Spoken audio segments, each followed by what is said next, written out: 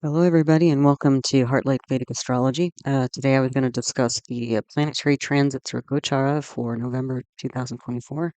This is from a Vedic astrology or Jyotish perspective, so ancient Indian astrology. That's more than 5,000 years old. I hope you've all had a good holiday weekend, and I actually have some holiday-related birth charts as part of this talk, so hopefully you'll enjoy that. Okay, and it does seem like the theme for this month is going to be renewing the mind. So let's take a look. A note beforehand, the information presented here is for educational purposes only and should not be considered medical, financial, professional, or life advice of any kind. If you are in need, please contact an appropriate professional for support. Then you might take a minute or two to read the rest of this disclaimer.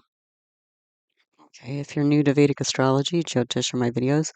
All my teaching videos on the subject are my concepts playlist. They can be found there. Wherever you see a double asterisk in one of my talks, that means there's a teaching video on that subject if you'd like to learn more. My channel is all about playlists. I'm good at organizing my videos into playlists so that different topics in astrology, Vedic astrology, are easy to find. So, like, I have a Grahas Planets playlist, Bhavas Houses playlist, Yoga's Planetary Combinations playlist, and others. So you can find your way through all the learning that way. Also, if you're interested, if you'd like to learn astrology through looking at birth charts of famous people, places, and moments in time, if you go to my birth chart archive list 2024 video, I have a list of all the birth charts I've analyzed on the channel and the video you can find them in. Okay, so other videos to watch with this one to get more out of this talk because it is an interpretation talk and I incorporate a lot of different concepts, North, South, and East Indian style charts. I do cover Western style charts in that video as well. Introduction to navigating a birth chart, the lugna, also known as the ascendant, rising sign, or first house. Introduction to the constellations or rashis, constellation Rashi categories. Planetary aspects, directional strength or digbala, swagrahas or planets in their own sign or star. Natural benefic and malefic planets or grahas. Nakshatras, lunar mansions. Planet fronts and enemies, graha, mitra, shatru. Also bhavat, bhavam, house of the house concept. Planetary combustion, or asta, sandhi or gandanta planets or planets on the edge. Planetary exaltation, debilitation, or uccha, nicha, planet retrogression or vakri, and then we have a bunch of yogas we're going to be seeing. Parivartana yoga, different solar yogas, lunar yogas, and kartra yogas. So lots to learn. Okay, so here's a list of all the dates when things are moving in the sky. So let's just go through. November 1st, there's a new moon or Amavasya in Libra or Tula. Swati Nakshatra. I have a whole video on that, so if you want to get deep into that, you can check out that video. November 3rd, what was it today? Venus and Jupiter have an exact mutual aspect. November 5th, Sun enters Vishaka Nakshatra. November 6th, Venus enters Sagittarius or Danu, as well as Mula Nakshatra. So Venus is going to be Gandanta. November 10th, Mercury enters Jyeshta Nakshatra. Ketu enters Uttara Falguni Nakshatra. November 12th, Saturn has an exact aspect on Mercury. November 15th, Sun enters Scorpio. Vrishika Rashi, so that's samkranti. If you want to learn about the rules of observing samkranti, I have a video on that. There's going to be a full moon or Purnima in Aries or Mesha and Krittika Nakshatra. Saturn retrograde ends. Retrograde is vakri in Sanskrit. November 17th, Venus enters Purvashara Nakshatra. November 18th, Jupiter and Mercury have an exact mutual aspect. November 19th, Sun enters Anuradha Nakshatra. November 25th, Mercury goes retrograde.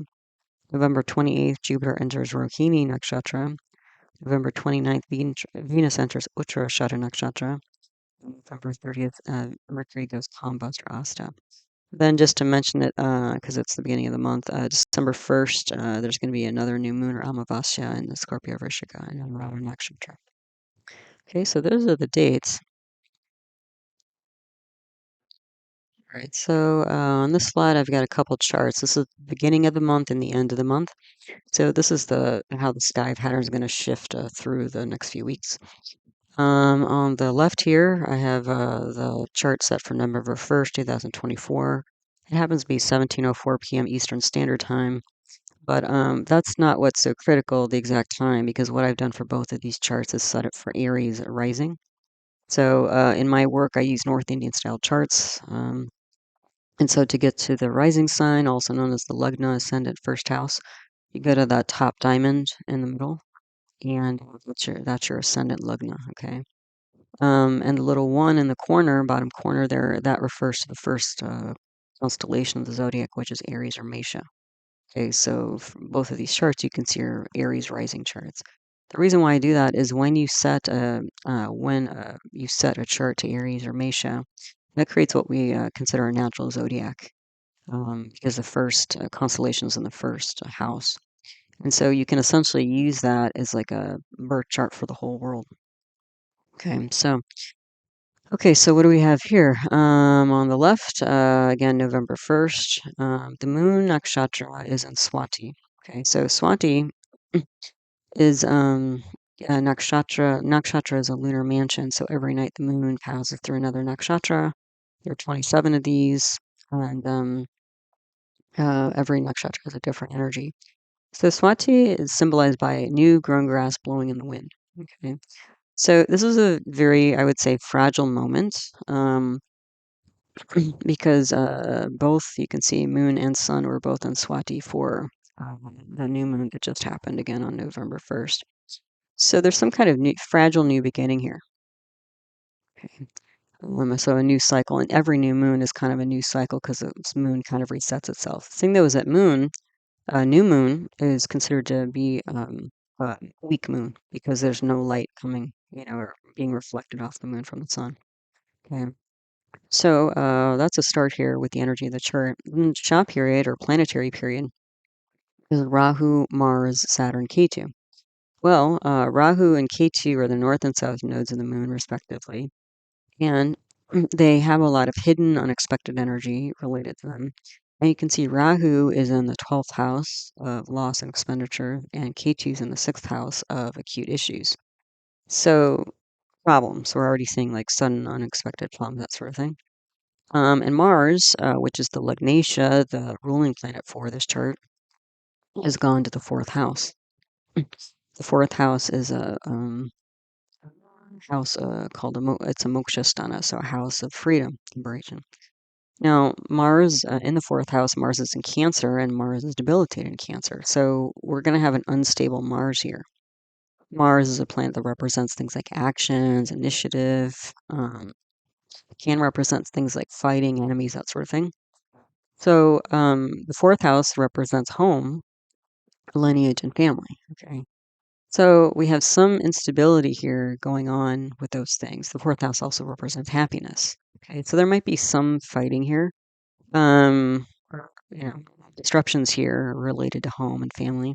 Luckily, Mars is in a nakshatra at this point called Pusha. Pusha is a nakshatra symbolized by a cow's udder. So that's a nakshatra associated with like emotional stability and support. So it could be that, there was effort to try to stabilize family and home and even one's own happiness, that sort of thing. Okay. Now we have a bunch of yogas in this chart. So we have a Balarishta yoga. We have 4 planets in negative houses. A Balarishta yoga symbolizes uh, indicates, I would say, that like if this was a person's birth chart, that they had difficulty in childhood. So again, we have this moon in Swati, so fragile beginnings of the moon, and the moon again represents things like mom. It represents things like public. It represents things like nurturing. So again, kind of the same things that Mars represents, or is bringing forward because it's in that Pusha nakshatra. And the thing is, moon is the ruling planet for the 4th house, and moon is the karaka, bhava karaka, so the planet representing the native or the person indicated by 4th house was his mom. So again, there's some fragile stuff going on here, potentially not only with home and family, but specifically mom. Okay. We also have a Subhaveshi yoga and a Sunafa yoga. So that's because we have 2 natural benefics in the 2nd house from both the moon and the sun. Okay. So the thing is, moon is weak because it's new. The other thing is, sun is potentially weak because it's in its debilitation sign of Libra. Okay. And we have this like kind of unstable but attempting to nurture type Mars aspecting both the moon and the sun. So Mars and Sun are both leadership planets. They're fire planets, action planets. So there can be, again, a lot of attempt to lead the mind um, uh, and emotions through seventh house issues. So seventh house represents things like spouse or spouse-like partner. It also represents like business partners. It also represents independent business. So you can see that again, there's some attempt here to lead, but there's like some. You can see that already it's a bit of a precarious time. Okay. With actions as well as mind and emotions. Yeah. Saturn is in its own sign of Aquarius and it's retrograde. That line under Saturn means it's retrograde. So we have the super strong Saturn. Those are both two primary strengths for Saturn. So Saturn's super strong. And Saturn happens to be in a nakshatra called Shatapisha currently. So Shatapisha, it's translated as 100 healers. So sometimes when we have placements in Shatapisha, that can indicate somebody who is involved with healing and medicine, like a doctor, that sort of thing. But sometimes, especially when we have a natural malefic in Shatapisha, such as Saturn, it can indicate difficulties like troubles that are hard to diagnose and treat, that sort of thing. And this massive Saturn is in the 11th house of both clubs, groups, and society, as well as income. So because the Lagnatia has gone to the 4th house of home, and it's trying to nurture home and happiness and mom is kind of in fragile beginning here, and sun, that moon can represent mom, sun can represent father. This could be somebody who's stepping away from like social engagements and stuff to focus on stabilizing things at home and with family. Yeah. um and then the other thing is, again, Saturn has been in Aquarius like for 2 years. Then we've got another 5 months before Saturn passes out of here. So there's been a lot of shakeup in terms of clubs, groups, and society, generally. What else do we have? So Mars is debilitated and Sun is debilitated. So again, the two leadership planets are debilitated here. However, like Mars aspecting into Capricorn, the house directly across from it, is going to be uh, say a point of strength. Okay, and the 10th house represents day-to-day activity. So again, actions. There's going to be nurturing actions through the day. Um, and then Sun aspecting into Aries, the Lugna here, is going to bring strength. So even though Saturn, which is a planet that represents things like obstacles, delays, anxiety, doubts, frustration, skepticism, endings a lot of times, and it's debilitated in Aries, Sun being exalted in Aries is going to try to, again, combat the energy of this massive Saturn. So that's where it seemed like overall, and again, we're running the planets of Mars, Saturn, Ketu, and Rahu. So this massive Saturn and all the kind of destruction and delays that are being caused by Saturn, there's some, attempt here to really get going, like a new start. So again, probably reestablishing community, whether personal or more external. So what do we have here? What else do we have? Oh, the moon is also bhavat bhavam. So the moon is the lord of the 4th house, and the 4th house lord has gone 4 houses away. So that could be like one issue after another of 4th house matters. So again, that's why Mars is debilitated, it's unstable, but there's an attempt here to try to calm things down and build things back up. Um, so altogether, rebuilding daily work and businesses, communities after loss, challenging new start for leadership, because again, both two leadership planets are debilitated currently. This could also be like walking the talk. We do have a lot of energy in the 2nd house here. We have Jupiter there. It's being aspected by its dispositor, Venus and Mercury. So there's a lot of positive energy in the 2nd house, which is another house that represents family and inner circle. But the 2nd house represents oral communication. So there might be a lot of speech here, but we're also seeing with Mars aspecting into Capricorn in the 10th house and Sun aspecting into the 1st house where it's exalted. This is somebody who's like walking the talk, not just like talking a good game, but they're actually making actions in a certain direction of stabilization and healing, especially like emotional healing. Okay. creating a new home. I mean, Mars also is a bhumi karaka, represents property and land, and fourth house as well. So this could be like establishing like a new home, like maybe somebody moved and now they're trying to get it all set up, that sort of thing. And also like a new path to happiness because Mars is the pioneer planet. Fourth house represents happiness. Okay, so that's where we're starting the beginning of the month. Then the second chart here, one second.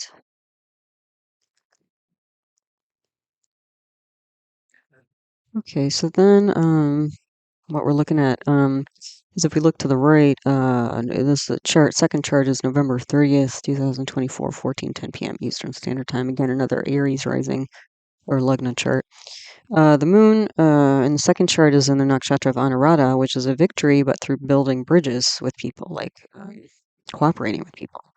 So again, you can see we went from fragile beginnings to now success. Yeah. The Shah period, or the second chart, is Saturn, Venus, Saturn, Saturn. Well, Saturn, this massive Saturn, is in the 11th house of clubs, group, society, also income. And it's in Aquarius here. So it's a fixed air sign, meaning that, the ideas, some of the, ideas, especially when somebody's like an Aquarius rising, like the ideas that they have, or if somebody has a lot of important placements in Aquarius, like, be somebody who has a very fixed mind, which can be really great. Like if you're a NASA scientist and you spend 30 years or something working on building a space shuttle, that's fantastic. But sometimes, again, folks like that have a hard time changing or being flexible mentally. So, and also, again, Saturn is in Shatavisha nakshatra, so the 100 healers. So even though it's been really tough in a lot of ways, Saturn going through its own sign, especially retrograde, um, there's excuse me, there's an opportunity here to actually, change, kind of it might feel like a seismic shift, but it's like finally this potentially like mental concrete is kind of breaking a little bit. There's some change here. You can also see that at the beginning of the month, Saturn's retrograde. So again, a lot of times that's indicates like going back in time, and Saturn is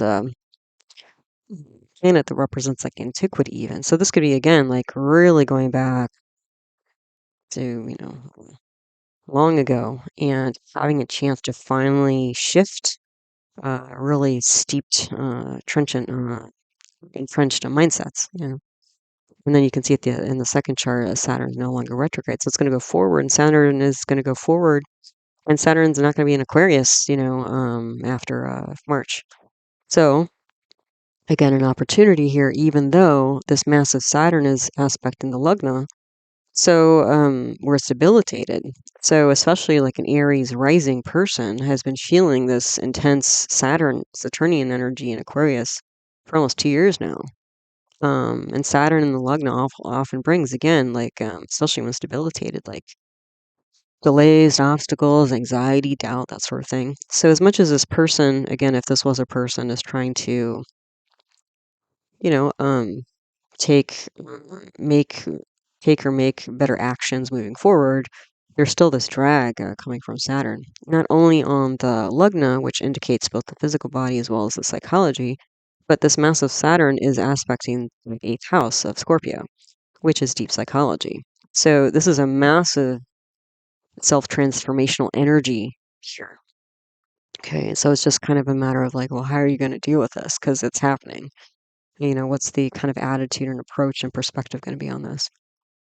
So, but again, it looks like at the end of the month, there's some headway here. Oh, and also the shop here. So we have Saturn, Venus, Saturn, Saturn. So you can see a lot of turning energy here.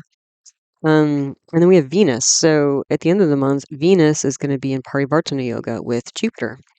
So Venus and Jupiter, you can essentially see this Venus and Jupiter in the second house and Venus and Jupiter in the ninth house. And also you have Moon, Sun, Mercury aspect in the second house as well. That's, again, a lot of positive energy going on in the second house. And Venus is in Uttarashada nakshatra, which is another victory nakshatra. Mercury's in Jesta, so there might be a little bit of like defensive communication here. But sun and moon, I believe, are both in Anurata nakshatra. So there's a lot of, again, building bridges, with family and inner circle. Maybe not like more peripheral people, because that would be more like 11th house stuff when we have this massive Saturn there. But also with the parivartana between Jupiter and Venus, those are two counseling planets. Like Venus is the mundane counselor, worldly counselor, and Jupiter is the spiritual counselor. So again, there's a lot of good counseling going on here, advice going on here regarding issues of second house of family, inner circle, maybe assets. Um, and then again, the ninth house of father, authority, guru, and spiritual community. So 11th house is more like secular community, and ninth house is more, spiritual community. So what I'm saying here, oh, and then we have a bunch of, let me not forget. So Venus also represents loved ones. So again, there's this kind of reinforcement again of the first chart of like trying to rebuild things at home, and loved ones, close loved ones. We have a bunch of yogas in the second chart, Balarishta yoga again. So again, fragile beginnings, tough childhood type thing. We have Subhaveshi and Sunafa, solar lunar yogas again. So that's going to support moon and sun. So even though again so for a few months now and then going forward, the new moon lands exactly on the first. So solar calendar and lunar calendar are kind of syncing up a little bit. Um, excuse me.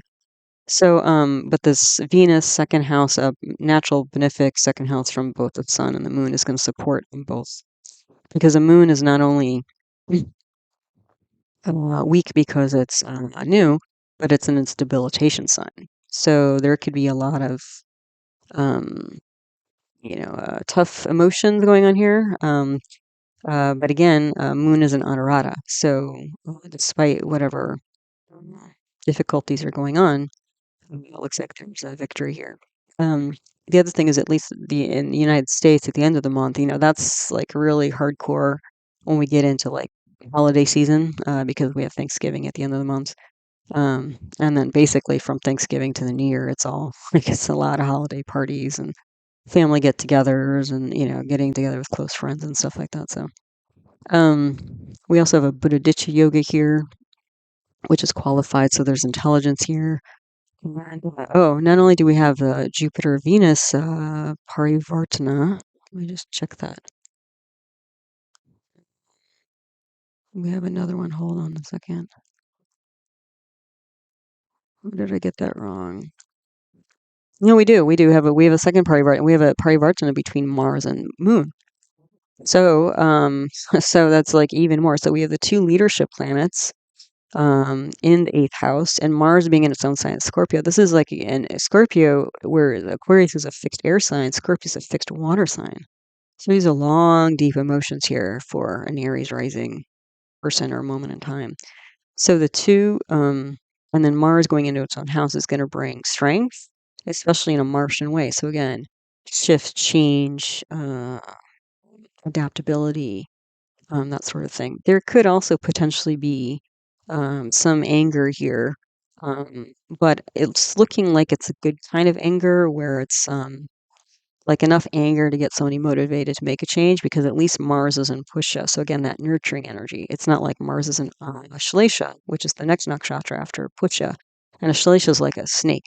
So at least there's not drama and trauma coming from Mars here. And also, when you swap Mars and Moon, it should bring some strength to the fourth house, and fourth house matters. It should also bring strength to the eighth house, and eighth house matters of deep psychology. Mars is still debilitated in the second chart, so Mars is still doing what it can. Saturn retrograde is over, and so Saturn is again going to start moving forward, and but it's still swa, so there's still strength here. So again, what I see in the second chart is there's like this focusing on family, father, spirituality, spiritual community, inner circle, stepping back away from like secular groups and like even money and stuff. Because again, everybody's on holiday, so usually a little less work, little or sometimes a lot of less work goes on, depending on the person. I mean, some people are busier during the holidays, so. Yeah, so that's what we got going on, generally speaking, in the sky. So now if we go through the different planets and what they're doing, the moon transits for November.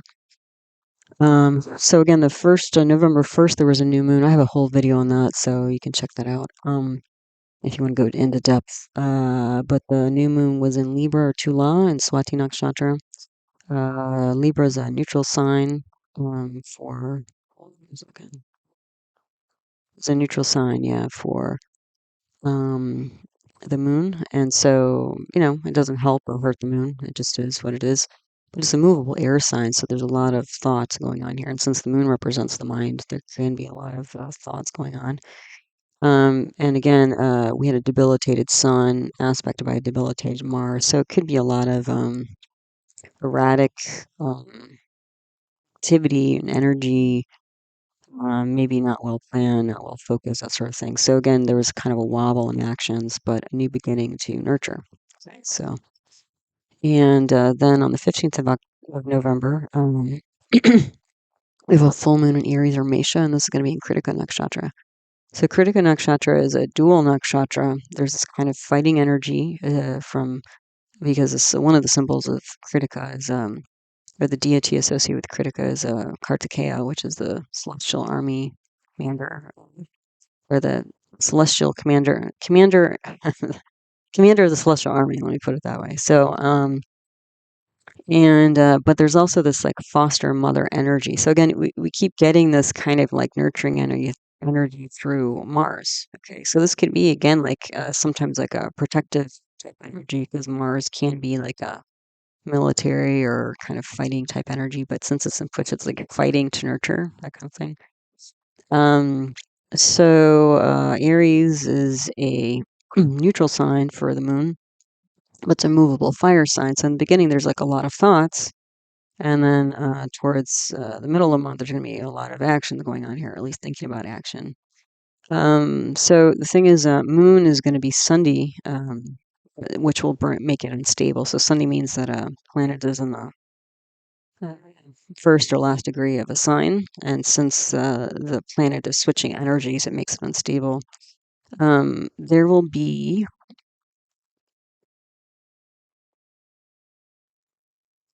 um, yeah, let me just check on this.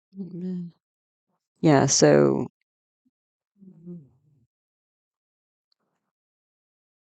yeah, sorry, I just wrote something. I got a lot of corrections on this slide, so hopefully I'll remember to do them all. But anyway,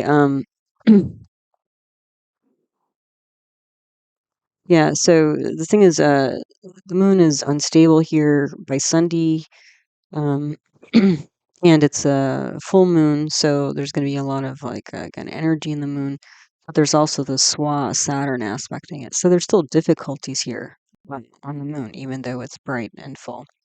Okay, yeah, and then I mentioned the dual nakshatras. So, but since we're moving from Aries, which is an Agni fire Rashi constellation, to Horus, which is a Earth constellation, we're moving from maybe the start of a lot of activities, mental activities even, to deal with this again ongoing Saturn situation, to actually grounding some of these actions into your reality.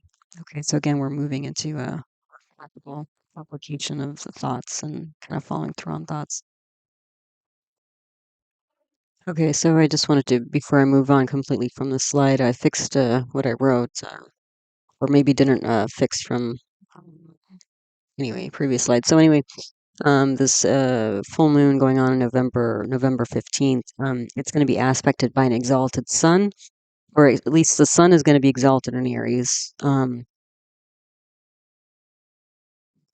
then, well, although the sun is going to be Sunday as well, because it's a crossing line.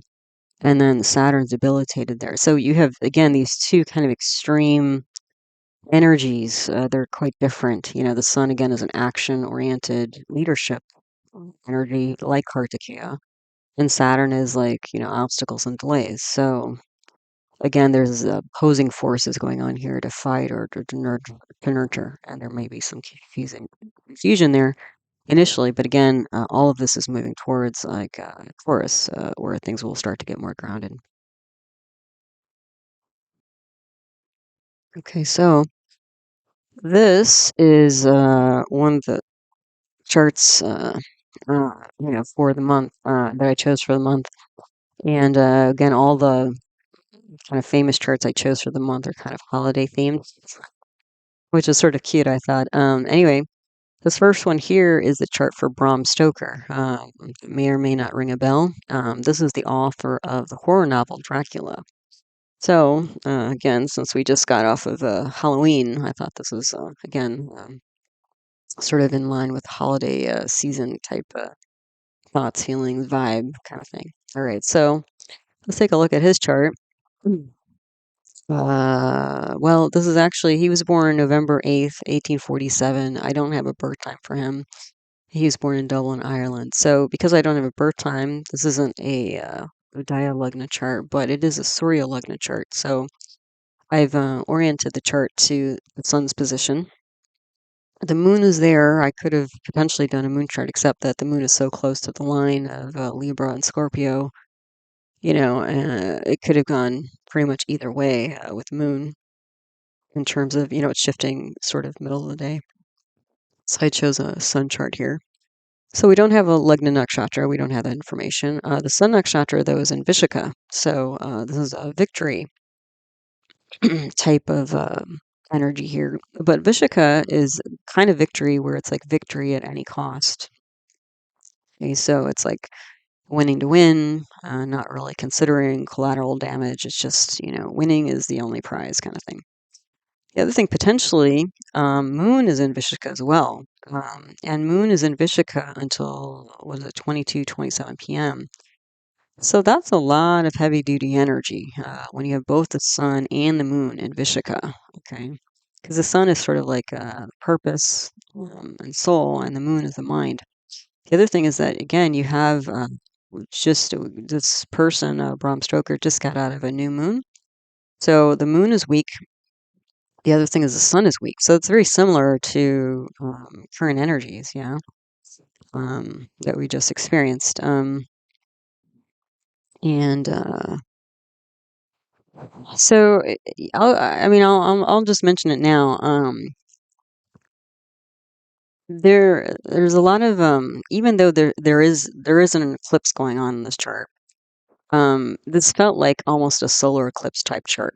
The reason being is that, again, sun is debilitated. When you have a solar eclipse, the sun is, toast essentially. The moon is covering up the sun, and the moon is new, so the moon is not strong. And those are the two big luminaries in the sky. So, and it's also the sun being debilitated again, we're looking at the Surya Lugna, but I would think that the person has health problems, which we did, actually, quite a few. The other thing is that the Lugna Nakshatra, or not the Lugna Nakshatra, but the Lugnatia, the ruling planet for the chart is, for the sun chart here, is Venus, because we have a Libra sun chart here. Venus has gone to the 12th house of losses, and it's debilitated. Okay. So you can see like all these like planets related to the first house are quite weak. The other thing is Venus, this debilitated Venus, is within a couple degrees of Rahu. So just from this, I'm seeing somebody who has quite an aggressive personality and quite an aggressive mind. Also, like somebody who's quite unusual because this Rahu is again the north node of the moon. And you can see like ambition here, so which can be an aggressive energy. And also like again hidden, unexpected type energy. Okay. So all of this again, this isn't a solar eclipse, but with all the planets associated with the Surya Lugna and again, sun debilitated, Lugnatia debilitated on with Rahu, the moon being new, the elements are there, okay? So this is a really tough kind of combination, and again, a lot of ambition, a lot of drive. especially because Mars is retrograde in Aries. Okay, so we have double strength Mars here, and Mars is aspecting the Sun Moon combination. So again, we have Mars on the Sun. We have a double kind of kind of a fiery leadership energy, and they were very much a leadership. But with all this fire energy, and if we think about like Ayurveda, traditional Indian medicine, Sun and Mars are both Pitta planets. They're fire planets, and when somebody has this much Pitta or fire, they can be quite erratic. They can be quite controlling. They can be quite rigid. They can be quite critical.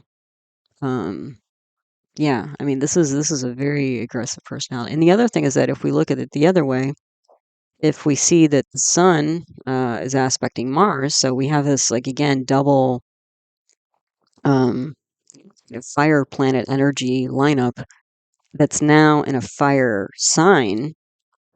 That's like even more intense fire. So that's a lot. So it's like be careful that all this fire doesn't burn you down.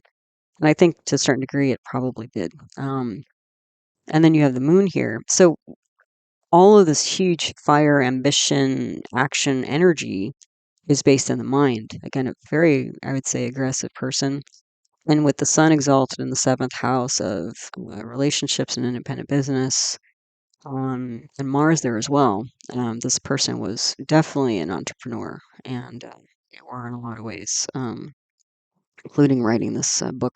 You can see that, like, again, when you have this much, again, fire to energy on the moon, probably not physically stable all the time, probably not mentally stable all the time. Very unusual ideas, tendency to isolate at times. Um, somebody, this is not somebody who is like an easy breezy, like, type of person.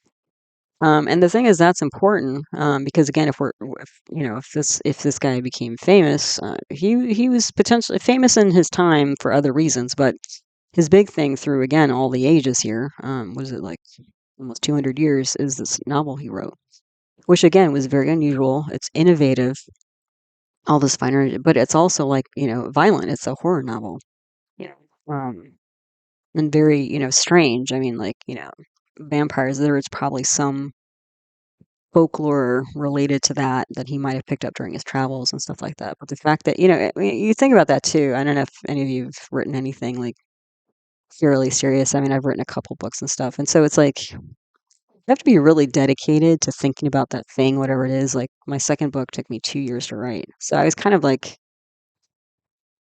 at least I felt like I kind of had to be obsessed with that topic to think about it, for such a long time, all the details and stuff. So again, to write a book like Dracula, you would have to have a mind like this that was like fairly aggressive, um, potentially violent, but also a very strong leader in some cases. But since we're talking about Vishaka here, there was most likely quite a bit of collateral damage in terms of his aggressive way of doing things. Yeah. Um, so the Day Lord um, was probably the moon, because the moon would have been the Day Lord after 7:13 a.m. Our Lord, we don't know. The Bertasha, probably, most likely Jupiter. At least it was Jupiter until 22:27 p.m. So if we look at that, so again, this moon energy here, quite aggressive. So not only is the moon and sun probably both in Vishaka all day, but Mars is in Ashwini. So Ashwini again is the pioneer energy, um, very active. Also can be healing, rescuing, that sort of thing. But not a again passive, easy breezy type of nakshatra energy. Okay. And again, all that's affecting the mind, the moon. Yeah. And then the Berkshire Jupiter. Jupiter is aspecting, Jupiter retrograde is aspecting the Lugna. So there is some, um, you know, um, I think, how would I put it? Like, even more enthusiasm here, I would say, because Jupiter is kind of an expansive type planet. So especially when you have all this fire energy in the lugna and the moon mind here with Jupiter, like um, Jupiter is in Punarvasu. So yes, Jupiter is not an easy breezy nakshatra either. Punarvasu is symbolized by a quiver of arrows. So there's this like thing box you hang on your back, and then you put your arrows in there, and then you string them up on a bow and then shoot them. Well, again, I mean, arrows are a type of weapon. So you kind of, in different ways, like you can see this is like, and this is his mind, right? But the thing is, the nice thing about the Jupiter here, Jupiter retrograde, is that it's aspecting the third house, which is a Sagittarius. And the third house represents nonverbal communication. So, and Jupiter represents publishing. So this massive Jupiter that he's running is in his third house. So you could just see that, writing success was in the cards for him. And he wrote not just the Dracula thing, but he was also apparently a theater critic. And he managed a theater, and then he managed some famous actor of the time. So all this, like, again, Sun Mars energy, made him a manager and made him a leader in various ways. But again, a fairly aggressive person from what I can tell. Okay. And then his Dasha sequence, so planetary period sequence, he started off most likely in Jupiter, and then went Saturn, Mercury, Ketu, Venus, and then he passed kind of like when Venus was 15 to Sun, so it could have been either one. But you can see here, like, Saturn, Mercury, K2, especially like, early on in life, those are all separatist planets. So he's going to be kind of a, separationist type person. And you could see like his Lagnatia, with Rahu, ambition to isolate, in the 12th house here. So even though he seemed like he was in the middle of a lot of things, he was, yeah, again, took time out. And actually, there were pictures of him, like he would go off to isolated places like coastal towns in Great Britain, and that's where he would write his novel and other things that he would write. So he would again go off, on his own into these isolated places and create his art. What else? So again, and the reason why I choose like these charts is not because they're holiday themed, but because they recreate this current sky pattern, so that we can see like how these charts of real life people embody the energy that's going on in the sky. So this chart is similar to the current sky pattern because Saturn is retrograde in Aquarius in Shatabisha. So that's very specific. And Rahu and Ketu are on the Pisces Virgo axis. I mean, they're flipped, but they have a lot of similar energy. Mars is debilitated in Cancer from an aspect perspective. So it's exalted in Aries, but Mars is aspect in Cancer again. Sun is debilitated in Libra again. Mars is aspect in the Sun again, and Mercury's in Scorpio. So that's a lot of similarity between Bram Stoker's chart and the current sky pattern.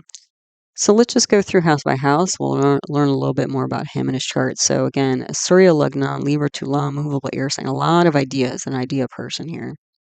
And that's his profession. So, as a manager of a theater, manager of actors, manager of himself, these are all like essentially entrepreneurial type things. Even though he worked for theater, and I think he did that for a long time, like 20 plus years, theater is not, I wouldn't consider a theater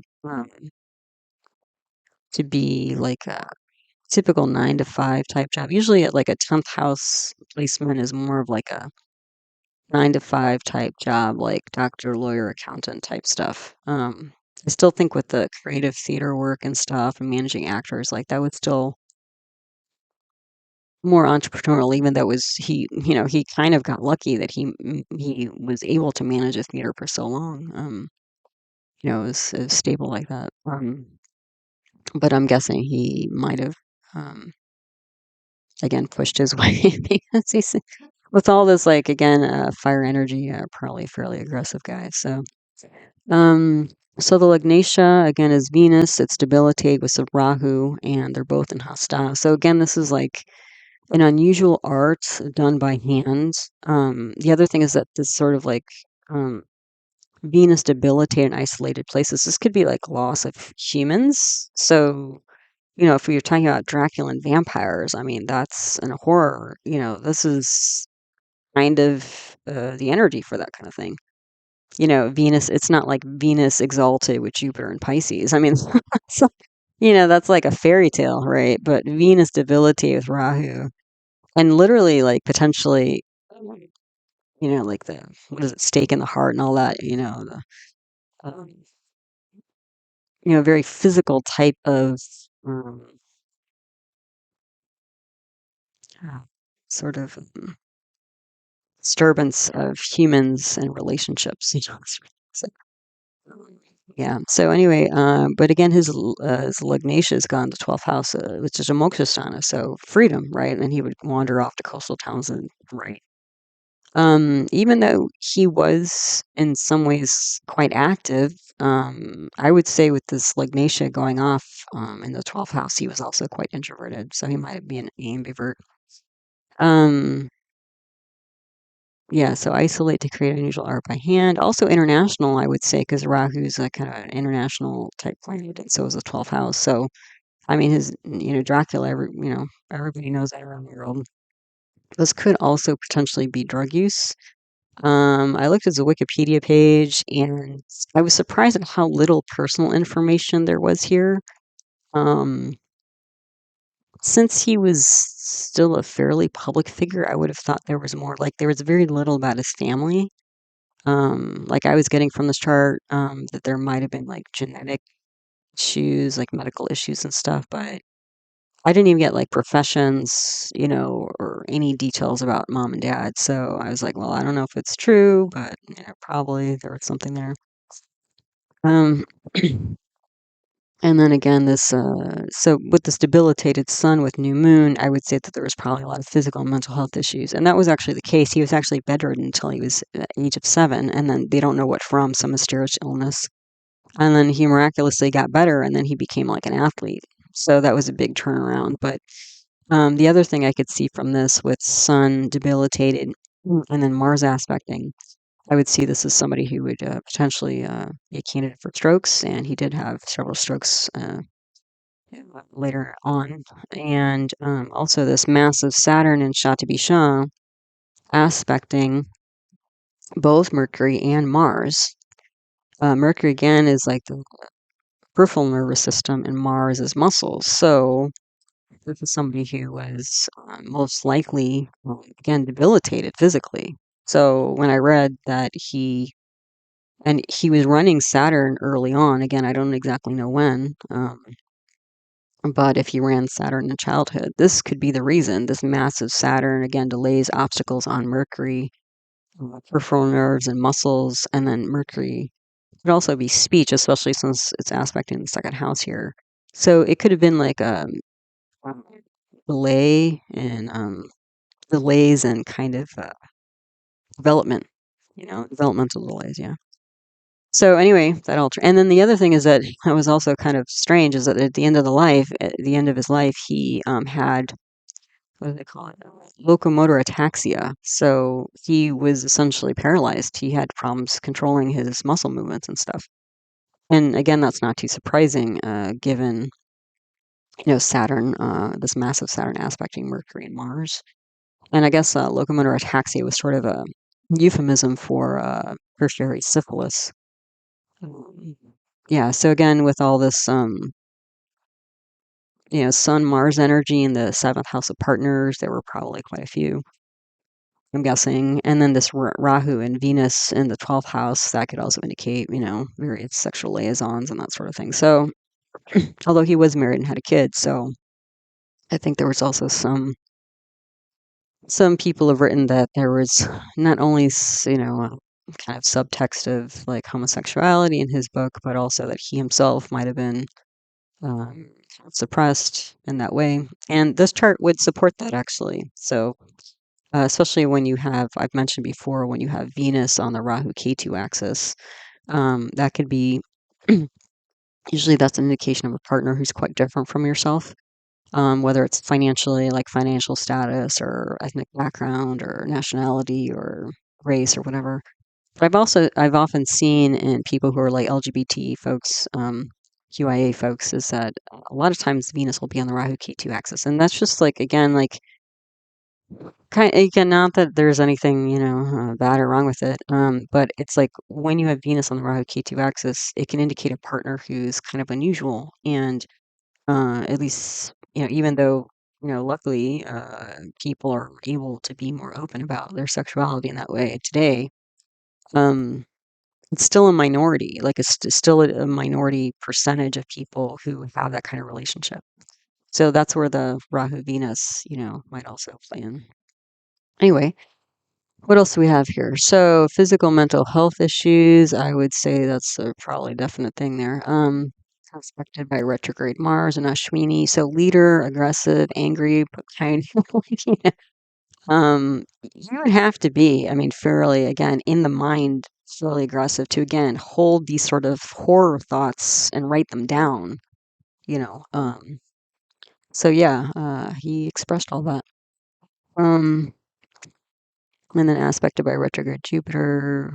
So there's enthusiasm. There could have also been a lot of legal stuff he had to deal with, maybe as a manager of the theater and um actors and stuff. Also, a lot of traveling I saw here, which is again seemed true based on the short bio I read of him. Again, Sun and Moon both weak. So again, it's if you just looked at the Lugna, you'd be like, wow, like this person had a lot of trouble, and they did have 3 planets and negative signs. Not, I wouldn't consider this Balarishta. I think it was just the Saturn, running the Saturn early in life. Kept him bedridden, but and they actually like some people are writing that like him being bedridden at an early age, created this quite of a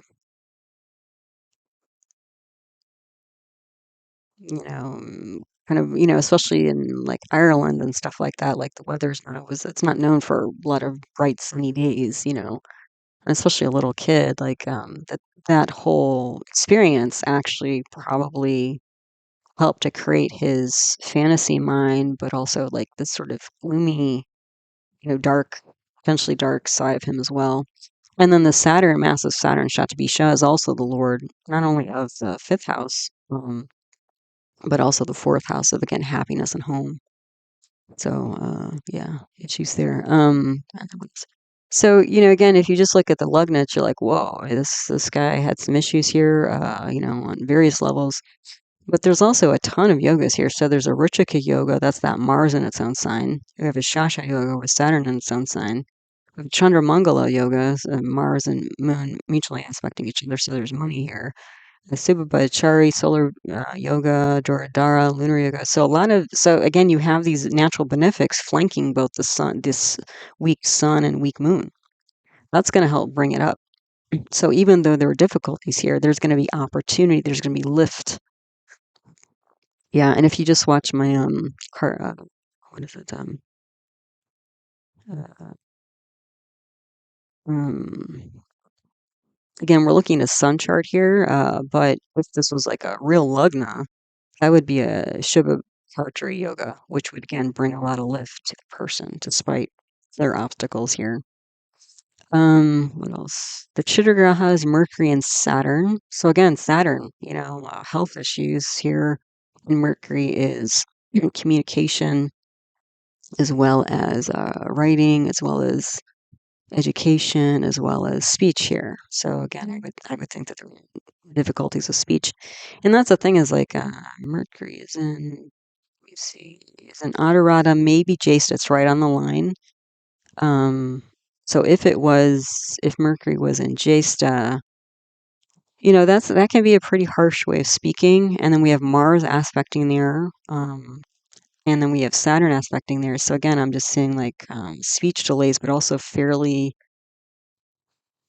I said, logical, constructed speech. Not necessarily, somebody who was like a smooth talker type. He probably, with all this energy, kind of bulldozed people, frankly. That's what I'm saying. Although if Mercury was in Anurata, that might give him the gift of gab so that he could talk people into doing whatever he needed or wanted or something.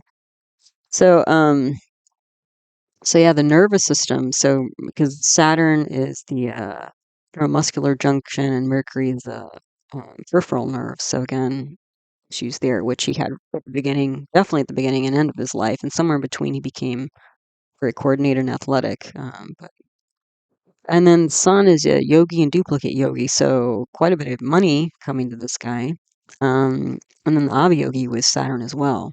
So again, Saturn aspecting the second house and the 11th house, because those are houses of assets and income. Again, I think he went through cycles because essentially he was an artist or managing artist and things like that. So there's always like, usually not a straight line financially for folks like that. Saturn aspected exact. Oh, and the other thing is that there's like almost an exact aspect. Because you can see Saturn's at 14 degrees 27 minutes, and Mars is retrograde 12 degrees 56 minutes. So a few days before this, Saturn had an exact aspect on Mars, and Mercury's at 1636. So a couple days before this date, Saturn was in the exact degree of Mars and Mercury. So that's going to be even more of like a Saturnian influence on Mercury and Martian stuff. Yeah, the other thing that I thought was interesting, because this Saturn, again, in Shantabisha, retrograde in Aquarius, and this is the fifth house, the fourth house is happiness, but the fifth house is like intellect, like long, deep, like dark, that's all this energy here. And this Jupiter aspecting here brings a bit of violence, but it's also like he's publishing like all these deep, dark thoughts that were in his mind. And apparently somebody found, I think it was in Pennsylvania not too long ago, like maybe 20, 40 years ago, some original manuscript of his, and the original title of the Dracula novel was The Undead. And that's what I'm seeing here is that like, especially when we look at the sixth house, there's this like release of enemies and, loss of people and stuff like that, which is, and violence, and that sort of hidden enemies. So all of this kind of, again, people love it. I mean, it's famous, right? Like the kind of dark, twisted thoughts he had about like people dying and like Dracula vampires, like, I mean, they die, but then they live forever, right? So it's sort of like zombies in a way, like, anyway, all of that's in his chart. So, and as I mentioned, this whole chart, even though there's not a solar eclipse, it was almost like a solar eclipse type vibe going on here. Second house lord is Mars, aspect its own house. So there's going to be again aggression here, and and speech, um, and a pioneering family as well. Again, I don't have information about his family, but based on this, I would say that's pretty strong reality. Possibility. Mercury, Anuradha, Jesta line. So logical constructed speech. So again, not as, unless Mercury's an Anuradha, like fairly aggressive, not only in actions, but speech as well, this guy. And again, like some, eventually assets would build up for him. Third house lord's a retrograde Jupiter. Aspecting its own, this is going to be prolific publishing. But again, about like sharp things, weapons, and that sort of thing, because Jupiter is in Purnavasi. So, in addition to his horror novel, he was a theater critic. So, again, that's also like a sharpness. Like, I was thinking when I looked at Mars, because Mars is on sort of the line of Krittika, Bharani, but I saw Mars in Aries, and I thought, oh, maybe Mars is in Krittika. Then I looked at the degrees, I'm like, no, it's in Aries, or it's in Ashwini. But sometimes when I see people with Mercury in Krittika, that's can be a very critical mental energy. The other thing that's also critical is like not only Jupiter, because it's with the sharp pointed end of the arrows, but when somebody has this much pitta energy, they can be hypercritical of self and others. Okay. What else? Fourth house lord is a Saturn. So again, practical family, mother might have been illness, happiness hard to come by. Fifth house, Saturn. There's an aspect by Jupiter. medical consultation, publishing macabre, this kind of dark arts, death even. Like, um, yeah, it's a pretty dark mindset here. And then the sixth house, sixth lord is an exalted. Oh, it's aspected by its exalted planet Venus. Um, and then Ketu here is an Uttarbadrapada. Uttarbadrapada is the back legs of a funeral pyre. So there's like conscious release. So this could be again like um strange hidden enemies, art about enemies, human beings. Again, all this kind of like weird Dracula horror stuff was going on here. Because again, the lord of this house is Jupiter, so he's publishing like all these kind of dark thoughts he has. He's publishing. Um, and then people who have died, like unusual hidden beings who have died. I mean, like that's what vampires are, right? I mean, they're not right. They're active at night. I mean, they hide during the day in sunlight. Um, they often live in dark, creepy castles. They're in the shadows, right? People, beings, not people, but beings in the shadows. Yeah. But there's a sort of like, again, I don't know if it was in the novel. I never read the original novel, but there's also like vampires are often, again, presented, and I'm guessing that's because of his like. There's this kind of like seductive, sexy quality to them, even though that they're, you know, um, terrorizing people in a lot of ways. Then, was it seventh house Lord, Swa retrograde Mars. So on fire, major entrepreneur, exalted sun is here too, and moon, manager, independent business and pioneer. Yeah, that's clear. Eighth house, Lord is this debilitated Venus, in the 12th house, and it's aspected by Mercury. So again, like mental, emotional difficulties here, kind of a protective vibe. Yeah, I would say, again, like I'm just saying like long-term difficult mental perspective. But functional enough to be a manager. You know. What else here? So the ninth house lord is Mercury. Got a retrograde Jupiter here. Father probably traveled, might have been like a teacher. But I would see like difficulties here related to like religion and education potentially. And I think because of his homeboundness, he was sort of homeschooled early on. He did get some degrees. I think he ended up getting like a bachelor's or master's or something like that. Um, but then there was some contention there with, I think, religion, maybe because of his lifestyle or thoughts or something like that. So that was going on. Then the 10th house lord is this new Sandhi moon. So again, not very stable. It's aspected by a debilitated Mars. Again, that's why like 9 to 5 jobs, not for this guy. Yeah. A lot of upsets in day-to-day work. 11th house lord is this debilitated sun aspected by Saturn. So again, I'm not seeing a lot of socialization here. Also kind of an asocial person. Even though they were in the mix of things, it's like they were more the kind of manager engineer type. Like I don't know that this is all about like, sweet, close buddy relationships type stuff. And also this would affect income. The 12th house lord is a Mercury with the debilitated Venus and art. So again, art, overseas, ambition, and travel to right, like he would go to these coastal towns. So yeah, so that's Bram Stoker.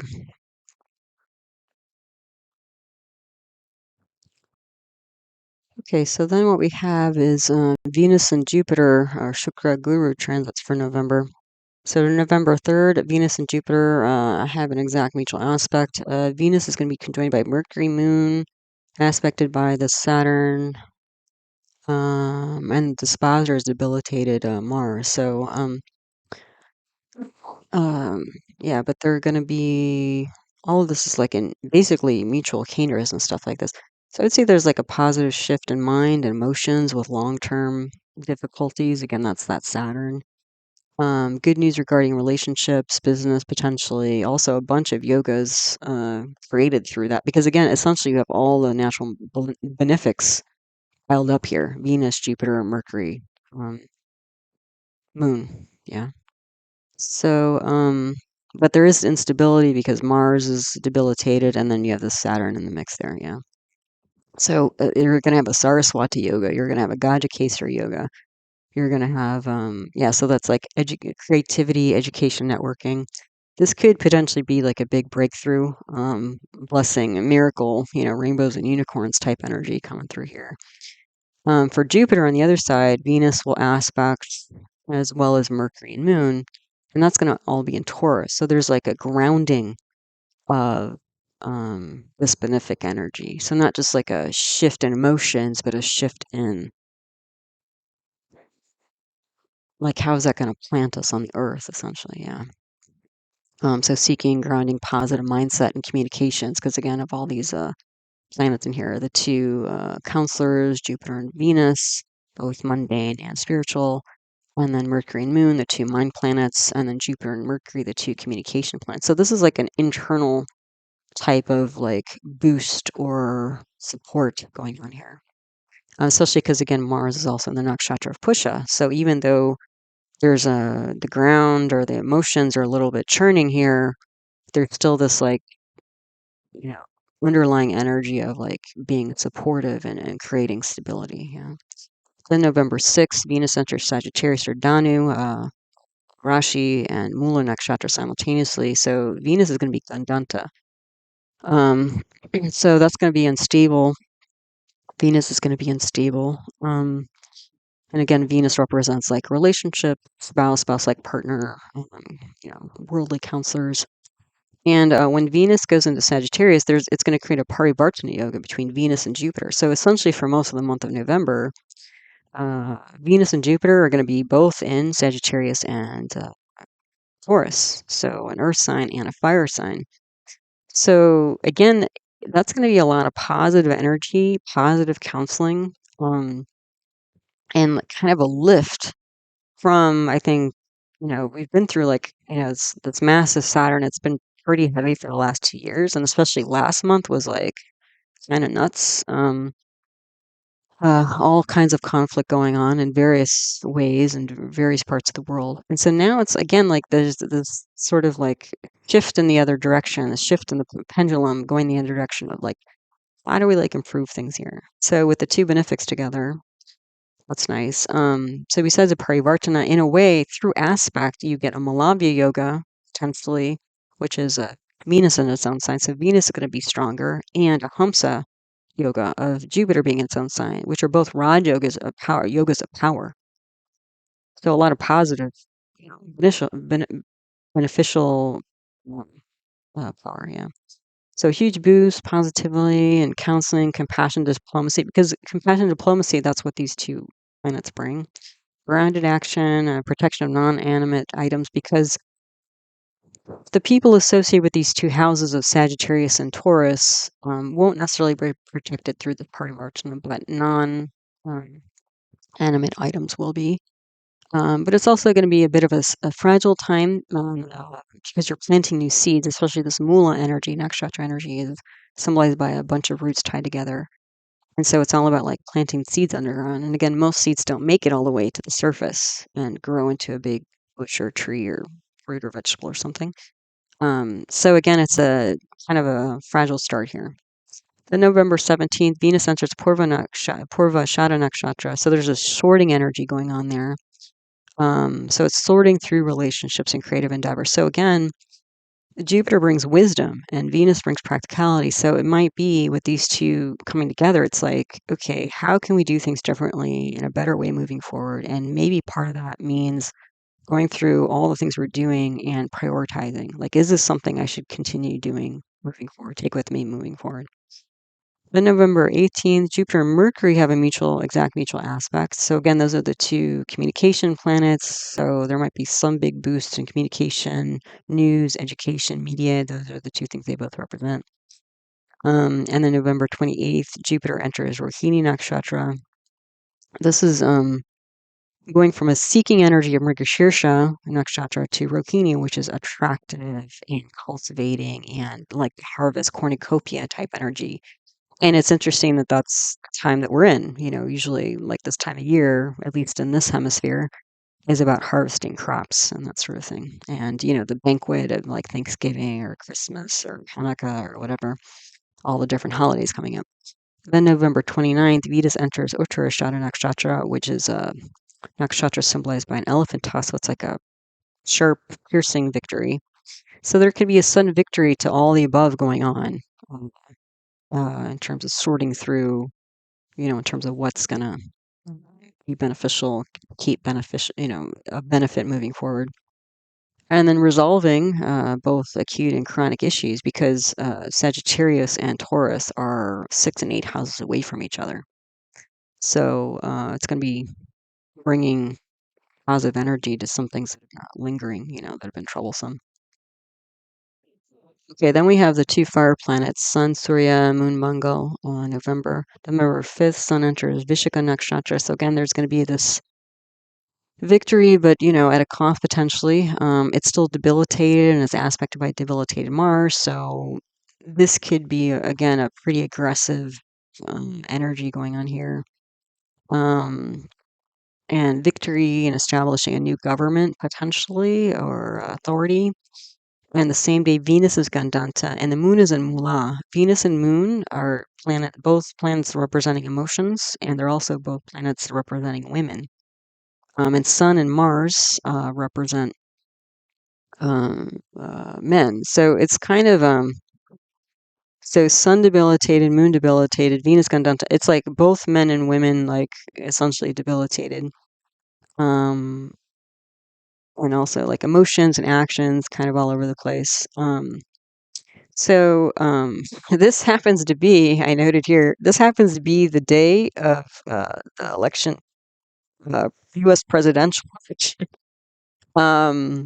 So this could be like contesting, emotional outbursts, possible violence, with women, men in the public. I was just like, wow, this does not bode well for the United States when I saw this energy. And also, like, I voted early to avoid all of this, like going to polls, because it could be something like with this much. I mean, there is a lot of instability because, again, like, public is, potentially choosing a new leader. Although, like, the election day is like, it's not the only day. Actually, they've been accumulating votes and ballots since, I think, September.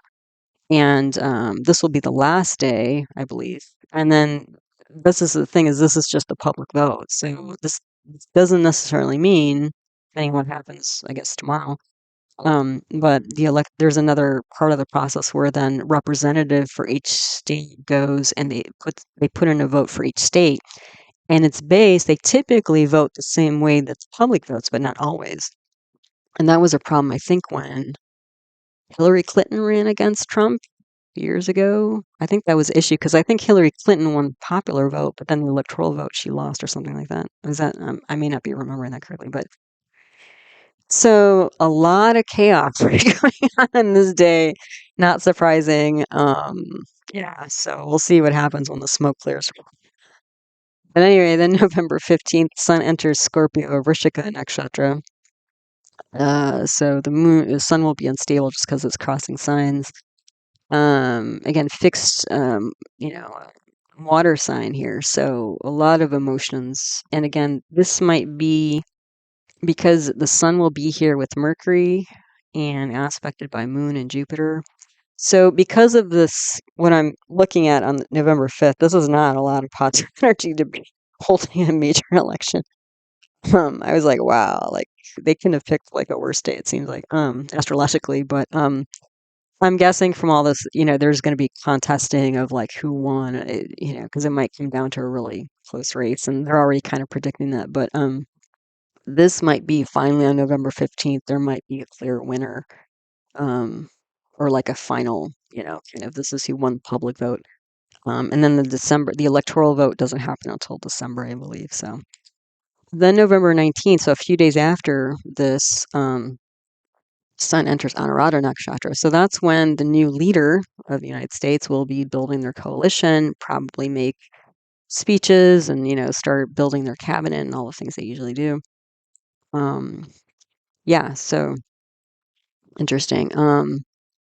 There are actually no shifts for Mars in November, so it's going to stay debilitating Cancer, but also in Pushya Nakshatra. So there's going to be this, again, like erratic quality to Mars in terms of supporting things, but it's going to be stronger actually in Capricorn because that's directly opposite Cancer, and that's its exaltation sign.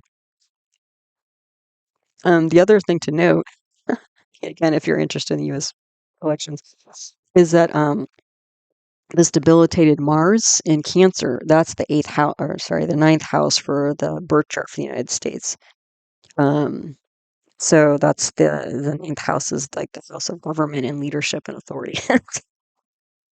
So yeah, it just wasn't looking real good, any which way you looked at it, frankly. But I guess that's our karma dealing with here in the United States. But that's Sun and Moon this month.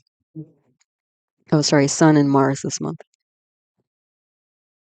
Okay, so here's another potentially famous birth chart. History in the making, actually. And again, I chose these charts because they represent, they're very similar to the current sky pattern, so they embody a lot of the energies. Otherwise, it's very abstract, I think, when we talk about astrology. The other thing is that I happened just this month to find birth charts that not only recreate the current sky pattern or mimic the current sky pattern, but they also happen to be holiday related. So this chart you can see is fairly new. The chart is from November 14th of last year, 2023. I don't have a birth time. And this was in Albany, New York, United States. This is a Chandra Lugna chart because I don't have an exact birth time. But this was the day that the New York Governor Hochul signed a new decree saying that New York City public schools would close on Diwali. So, yeah. Big Indian holiday here, one of the biggest ones I think of the year. So, again, fairly new. And then this last Friday, Diwali, November 1st, it was the first time. So this was the first time they enforced or enacted the bill. So let's take a look at it because, again, it mimics the current sky pattern. So look at this. We have Sun in Vishaka again, victory at a cost. And you can see Sun is with Mars. So again, we're getting this Mars, Sun, aggressive energy, frankly. And you can see Mars and Sun Mars is combust here because it's the same degree as Sun, or almost, yeah. So that's a lot of like aggressive energy, especially because they're in Vishaka, that victory at a cost, at all costs. The moon nakshatra might be in Anuradha. That's possible. At least it was in Anuradha until 16:54 p.m. And I'm guessing they didn't leave the signing thing to the last minute because they had like all the publicity and the party or something going on here. But this is like building bridges. Like the mind is about building bridges and to create victory here. The day lord was Mars, so we got initiative here. But we also see Mars again with the debilitated sun in the 12th house. So there was loss as well. The Hora lord, I don't know. Our lord, I don't know. The Birta Shah until again 16:54 p.m. was Saturn. And where's Saturn? Saturn is in its own sign of Aquarius. Hello, we keep seeing that in the charts. And then Saturn is aspecting the Chandra Lugna here, Scorpio. Okay, so Saturn in its own sign in the 12th house. This could be delays and obstacles, also traditional lineage here, which again, we're talking about Diwali. So we're talking about a holiday that's been celebrated for centuries. And also homes. The other thing is Saturn is not in Shatabisha, it's in Dhanishta Nakshatra. So Dhanishta is symbolized by a drum. So, when you drum things like drums typically with music, like set a beat, set a rhythm. Yeah. So this is like disrupting or like a home schedule routines, right? Traditional home schedule routines is what we're seeing here. And this is influencing this moon in Anurata. You can see Mercury's in Anurata as well. And so this announcements of, and again, Mercury can be students, schools, and moon can be public. This old traditional, routine, rhythms, habits, observances, traditions are stopping or affecting public schools. Just very simply, right, without getting into the rest of the chart. Okay. Now, what I'm saying here is that since we start off with Mars, and Mars is the Lugnatia, and Mars is combust. So since it's combust, it's going to be not seen. And since it's with Sun and debilitated in the 12th house. I'm saying that even though on the surface it seems like this is all well and good and people were smiling or whatever, is that behind the scenes there was a lot of arguments going on about this.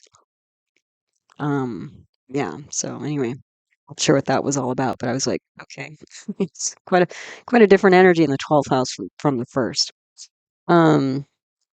So again, how does this create the current sky pattern? Saturn's in Aquarius. We have a debilitated Sun with Mars there. So again, the Sun, Mars. Again, Mars is aspecting Sun currently, but you're still getting this conjoined energy of Mars and Sun. And we have Ketu and Rahu on the Virgo Pisces axis again, and Mercury's on Scorpio. So a lot of similarities. So again, we're dealing with the Scorpio Vrishika fixed water sign here. So Stirajal. So a lot of fixed emotions here. The other thing to note is that, again, I mentioned, I think, in the last slide, is that Scorpio rising is also the national chart for the United States. So this initiative for New York New York City, not just New York schools, but New York City specifically public schools, is probably going to be the start of more to come all over the United States. But again, New York City is the biggest city in the United States, so this is a pretty big start here. Mercury has Digbala directional strength. So Mercury's going to be strong. It's a dark moon though, because we're just coming out of like a new moon here. So this moon is fairly weak. But they're both in Anurata. So again, there's some public announcement of shifting in, again, routines, right? Public school routines. And then again, the aspect of the Swa retrograde Saturn and Dhanishta. So changing the rhythm of public schools and students, public discussion, building bridges, changing perceptions. Because again, it's like Mercury and Moon. The big thing here is that Mercury and Moon are the two mind planets. So, yeah. And then Moon is emotions, and we're dealing with a water sign here. So it's an emotional moment, but also, again, a big public change in public perception. Not just from the stance of Saturn being in Aquarius, representing like the tradition, Indian tradition, but also like the American tradition of not observing Diwali by closing public schools in New York City. So there can be a kind of a cultural clash here, culture clash. Again, the Lugnatia, Mars. Yeah. So this Mars and Sun in the 12th house is aspected by Jupiter, which is retrograde, and Jupiter is in Bharani. So Bharani is symbolized by a womb. So there's some new thing that's being created here, and Jupiter represents law. So literally, this is like a new law that's being created here, or decree, some legal thing. And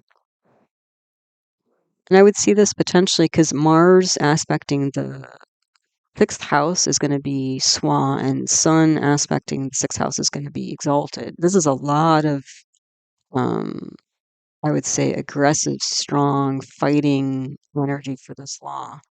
So behind the scenes, I'm sure this is like a hot mess, frankly. A lot of really strong, influential people pushing for this. I don't think this happened easily, even though on the day of, everybody was smiling for the cameras, is what I'm saying here. And so all this, again, end of authority and pushback, legal fight, new government initiatives, and also like, again, 12th house is like overseas cultural type stuff. And in this chart, you have a Shasha Yoga, so power from the Saturn. Subhabhachari, solar yoga, and Anafa. So kind of like the other charts, you have benefic planets on either side of the sun. So that's going to give you a Subhabhachari yoga. That's going to support the sun. And then you do have a to natural malefics and 12th house from the moon. So, yeah, that's also going to give you a lunar yoga there. The yogi happens to be moon. This is also interesting. So there is support in this happening with the, the sun and the moon, which again are the two, kind of royalty planets, right? Sun represents king and moon represents queen. But again, kind of like with the Bram Stoker chart, I mean, sun is debilitated, moon is also debilitated, and moon is weak. So yeah, again, it just seems like there is a lot of loss here that probably was not all made public. I mean, there was a final public announcement, but what was going on behind the scenes was quite a lot, it looks like.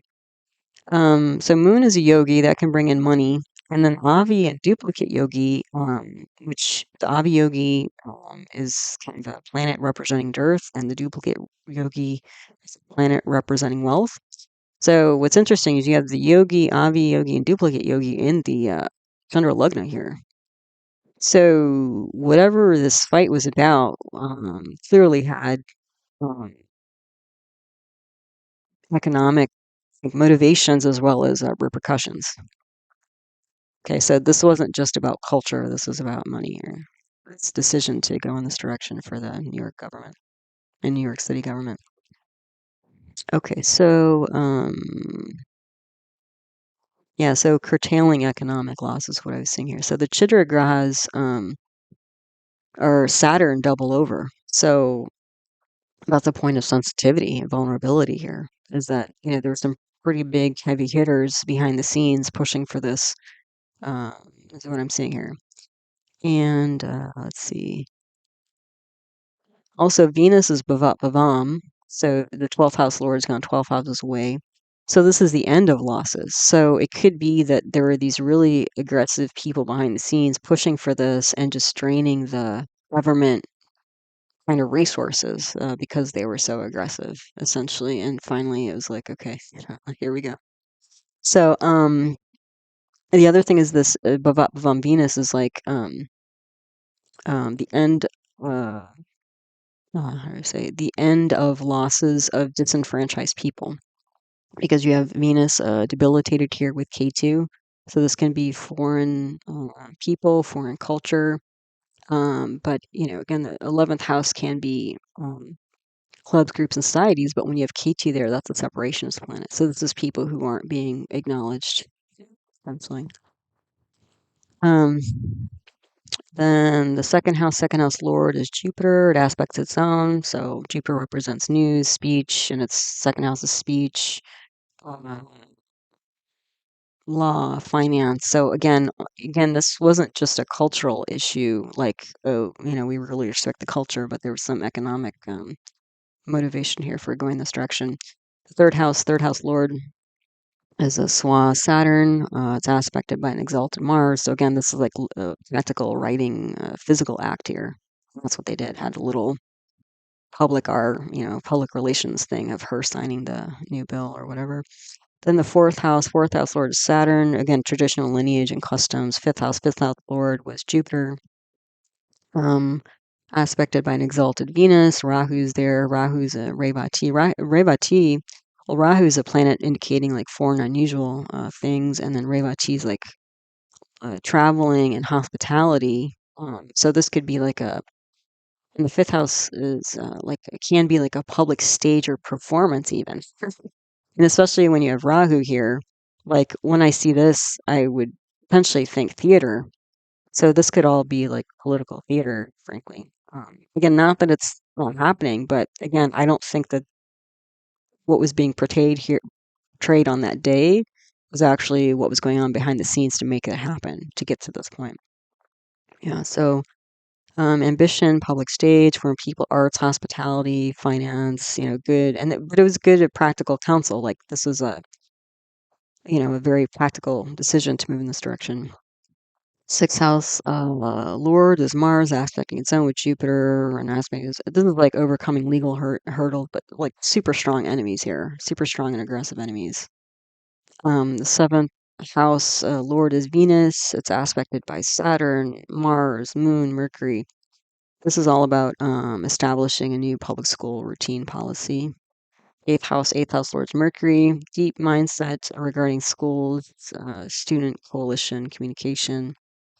Ninth house lord is Moon, government creating bridges here.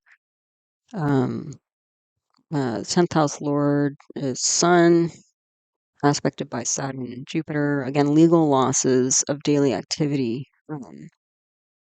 And restructuring, the law. Because that's the thing is that, I'm sure the Indian families were happy about this to get the day off, but what about the other families? Because that's usually the other side of the coin. Whenever a specific group is, advocating for days off, it's like it affects everybody in the school, right? So looks like there's some pushback there also. The 11th house, again, 11th house lord is Mercury.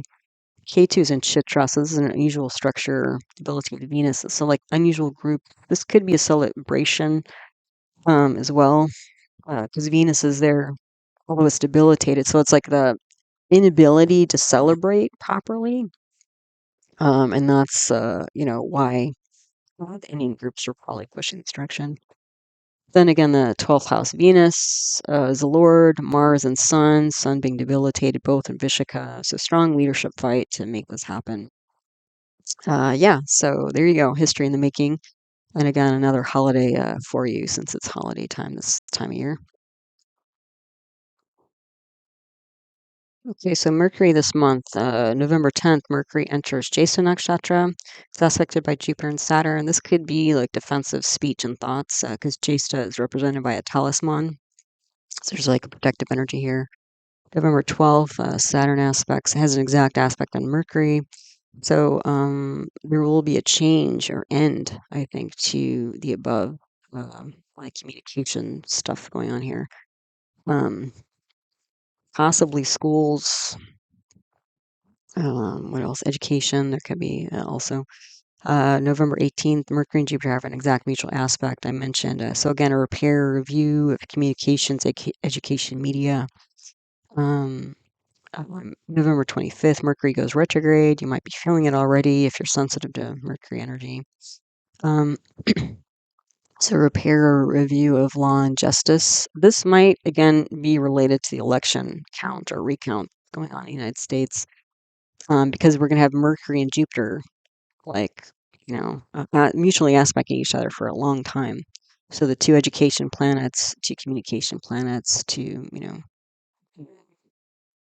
um, media planets going on here.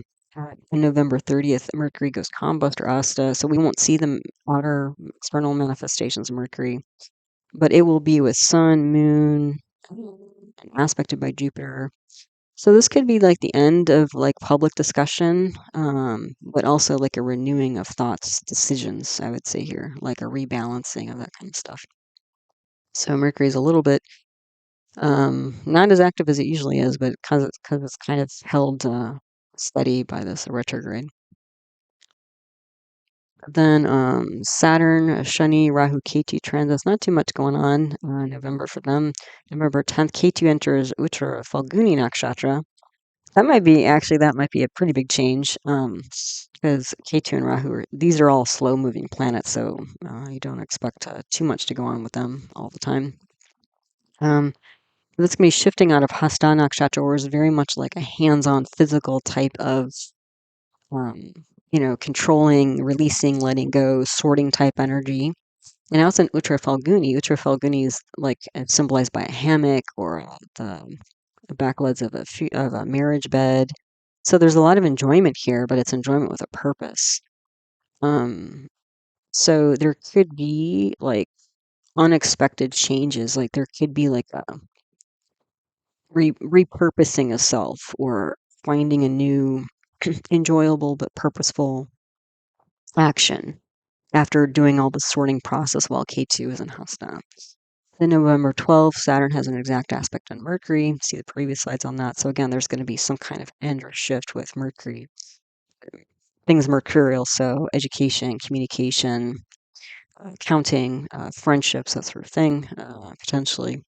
November 15th, Saturn retrograde or vakri ends. So less about looking in the rearview mirror and cleaning that up, but clearing the path ahead and moving forward. And we've got about 4.5 months left of Saturn, Swan, Aquarius. So, and again, because Aquarius is a fixed air sign, this is a big, big long-term mental paradigm shift for all of us.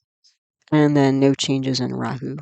It's going to stay in Pisces or Meena and Uttara Bhadrapada. So a little bit of a conscious release of things there emotionally. Yeah. So.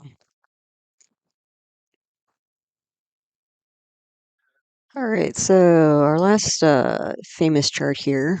This chart is for the very first officially declared national holiday for the United States, which happens to be Thanksgiving.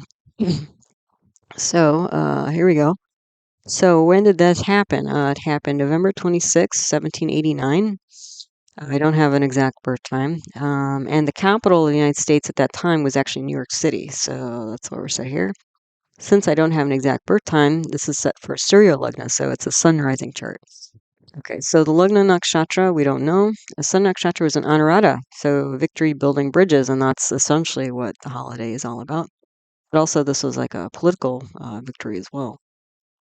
Because part of the, the Thanksgiving was observed and celebrated since the late 1600s, so good, 100 years or so. But this is the first time, like nationally, it was like a national thing, observance type thing. And it was really to celebrate the harvest, especially because the first time Thanksgiving was celebrated was when the Pilgrims came to the United States, and they were leaving Europe for religious reasons, and they were creating a whole separate identity for themselves or whatever. And apparently 100 of them came over, and by the end of the first year, only 50 of them had survived. So they were celebrating that, and the other thing is that the Native Americans at the time had helped them like learn how to farm certain, specific, vegetables that were native to this land, like cranberries and corn and things like that. And so they were celebrating that, and also it was actually quite religious at the time, again, because they were essentially religious refugees. And so there was a lot of that kind of just, thanking the divine for the support and their survival and the bounty, because again, it was pretty rough going, both crossing the ocean in the first year. So to celebrate all that, to thank, and also to, there was this kind of like atonement type energy as well, in terms of like all the that was part of the language, is like to any mistakes, or I guess the word they use, the word sins and stuff that they had committed, they ask for forgiveness for that. So it was like a whole big thing. Nowadays, I don't think there's much of a religious connotation to Thanksgiving, but families do typically get together, and usually there's a lot of food involved, and then some people like to watch football, or again, usually visit friends and family close folks.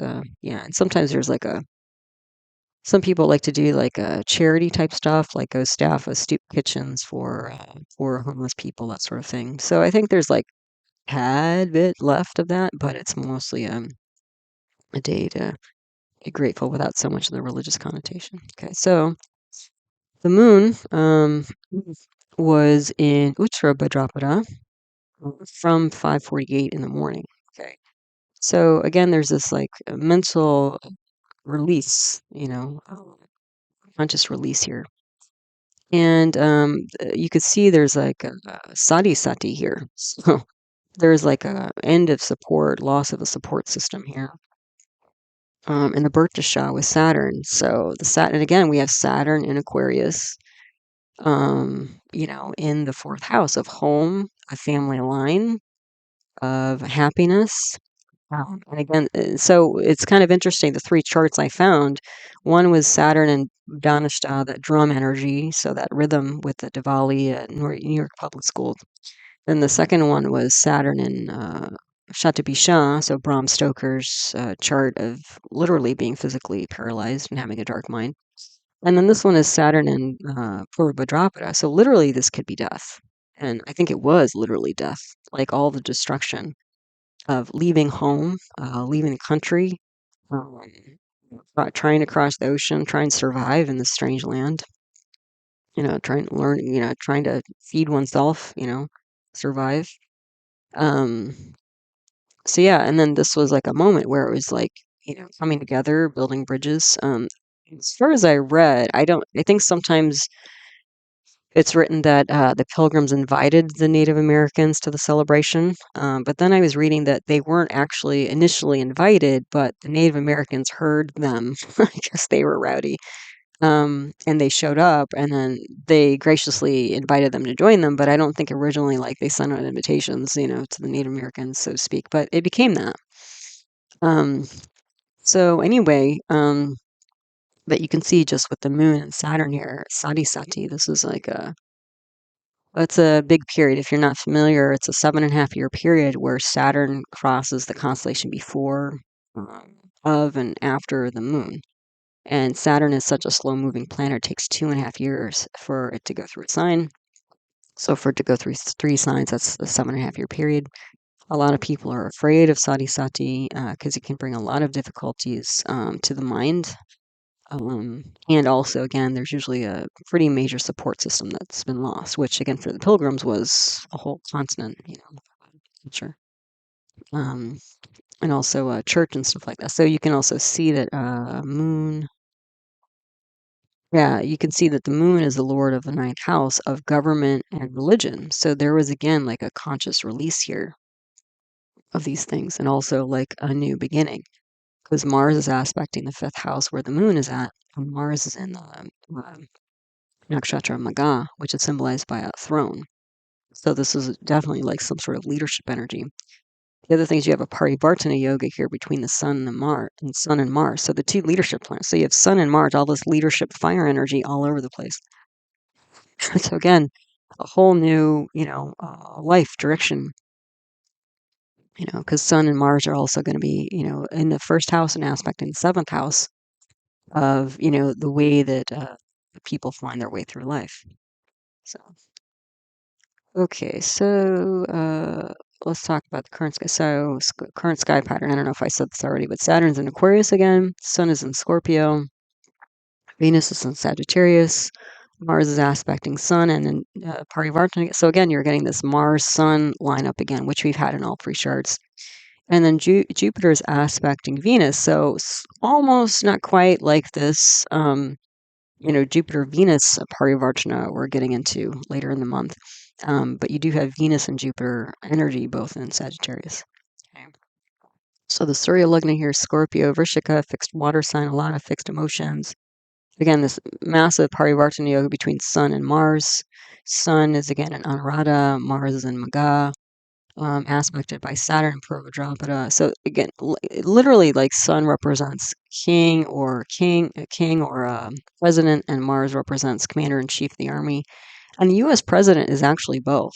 Not only are they president, but they're also commander in chief. So actually, any U.S. president is both Sun and Mars together. So the U.S. president at the time, George Washington, the first U.S. president, basically was asked by that time version of Congress, U.S. Congress, to create this decree that the whole nation would be celebrating Thanksgiving together, as opposed to like one-off things. So I guess there's a lot of historical contention about who celebrated Thanksgiving first or whatever, but this was the first time when it was like nationally organized and decreed that this was going to be a U.S. holiday. Recognizing losses of the past, so all this like Saturn and Purva energy in the fourth house, recognizing that, also celebrating that they all were surviving and they had this new nation to grow and develop, and so the Lugnatia is Mars. It's gone to the 10th house. Mars has Digbala here, directional strength, and it's also going to be supported by a Swa Mars, a Swa Sun, and Jupiter here. So this is literally like a executive order, like legal order here. Material motivation. So again, it's just like, they survived. They were still breathing. They had food to eat. They knew how to farm now. So they had a land. They had a government. Like, things that we take for granted in places that are been more established than like a few years. Right? So like this moment in time. So you can also see that there's a Subha solar yoga. We have benefics on either side of the sun, which we've kind of been seeing in these different charts. So again, there's a lot of support for the sun. So purpose, uh, government, leader. There's an Arnafa yoga again. So what do we have? We have Saturn in the 12th house from the moon. We have a Shasha yoga, Saturn in its own sign. The Chitra grahas here are Mars and Venus. So again, all is fighting and loved ones, like and that sort of thing. Sensitive spots here. So this is a famous leader and moment here. Okay, but again, we're also acknowledging the losses and the struggles to get to this point. Second house lord is Jupiter, aspected by its own. So again, a speech, literally. A Venus and Uttarashada, a victory speech. And Jupiter's also Magas, so victory speech by the ruler. So George Washington. Speech, victory, repeal. And then also like all this Jupiter and Venus energy in the second house of family, inner circle, assets. Like they actually had some stuff. They weren't still starving by the end of this first year. Then at least the pilgrims, right? Because this is like after them. I mean, about 100 or so years after the pilgrims sat there. But like that's what they're just acknowledging and formalizing here. The struggle of their ancestors. Like they actually had their own nation now. So then the third house lord is Saturn, loss of siblings, neighbors. I mean, all the people along the way who perished because of the journey was so long and hard. The fourth house lord Swa Saturn, loss of ancestors, literally struggles of ancestors. Fifth house lord is Jupiter, moon here, and either uccha or Vajrapada, loss or destruction of public and mind, and disturbances of the mind aspected by Mars. So overcoming, all the losses, separation from state and religion, establishing a new country, and publicly announcing that, celebrating that. Sixth house lord is Mars. Ketu is here in Krittika, and it's aspected by Mercury, which is in Vishaka, and Jupiter, and a debilitated Saturn. So this is like a lot of like hardcore enemy stuff, obstacles, delays, but overcoming them, And then the seventh house lord Venus, aspected by Sun and Mars, like victory, building bridges, moving forward, finding paths forward. This could also be, enemies and siblings here.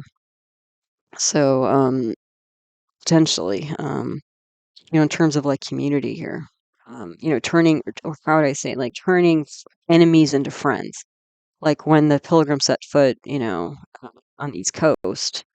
Apparently, part of the reason why the Indians didn't attack them straight off was because there were women and children in the mix. So they figured if they're bringing women and children, they're not here to fight necessarily. Um, so yeah. Then what do we have? Eighth house lord Mercury, aspected by Venus and Jupiter. Again, turning enemies into friends, turning, bad times into good times, that sort of thing, turning over a new leaf. Ninth house lord is a bright moon. Government addressing emotional public losses and fights. 10th house lord, Swa sun, with Mars and Jupiter commander in chief giving a speech about a new law or edict. 11th house lord is Mercury, aspected by moon. Loss of people, loss of money, long journey overseas, we're seeing again. Because you can see that the lord of the 11th house has gone to the 12th house. So again, just losses, like hemorrhaging losses here. 12th house lord is Venus. We've got Mercury and Rahu and Vishaka. So again, there's like a victory at all costs. There was a victory at the end, but like all the fallout of people who died along the way, and starving and all this kind of stuff. announce final victory celebration here. Cost of losses, like I said, only 50 people of the original 100 survived the first year. Also victory of unforeseen enemies and forces. So all the, it's an adventure. They had no idea what they were going to be up against or what they were going to face, and the diseases and the Native Americans and how that would all roll out, and the whatever nature critters and creatures and weather and all this stuff. It's just the one big question mark as opposed to in terms of where they were going and whether they're going to make it. So yeah, so there you go. What else did I have? I'm just looking at what I wrote here. Yeah. So yeah, I think I mentioned, again, I think I mentioned all this already. So again, this was the beginning of Thanksgiving as a national holiday for the United States.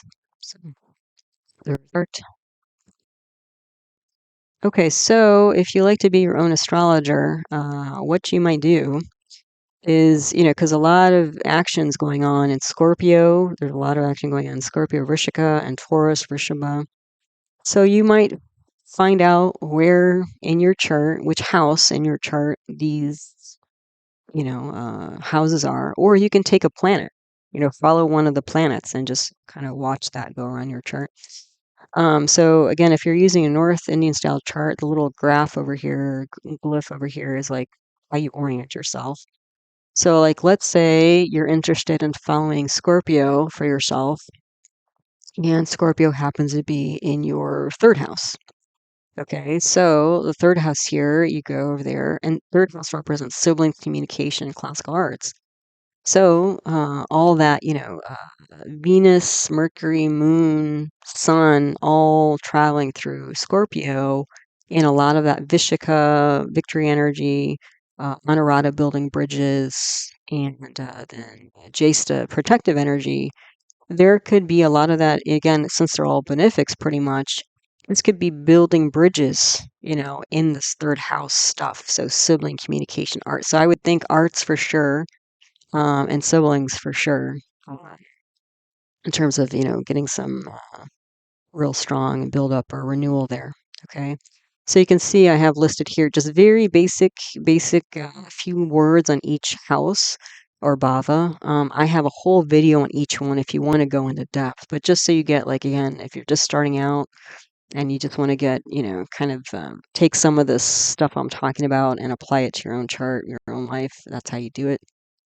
So I've got the first seventh house axis, the second eighth house axis, the third ninth house axis, and then on the next slide, the 410 axis, the 511 axis, and the 612 axis. Okay.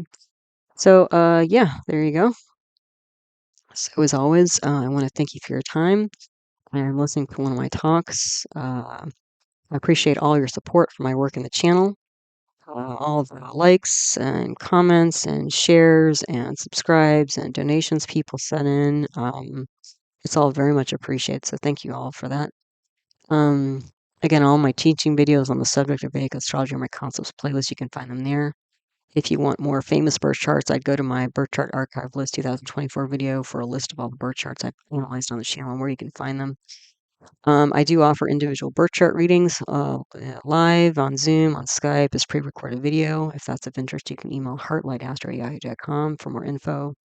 I do have another YouTube channel on natural medicine where I cover Ayurveda, traditional Indian medicine, yoga, homeopathy, and naturopathic medicine. The name of that channel is Nature Source Care, so that's out there too. And as always, I hope you found this talk helpful, useful, and interesting to you as you learn to navigate the energy cycles of your own life. All right, so until the next one, take good care and namaste.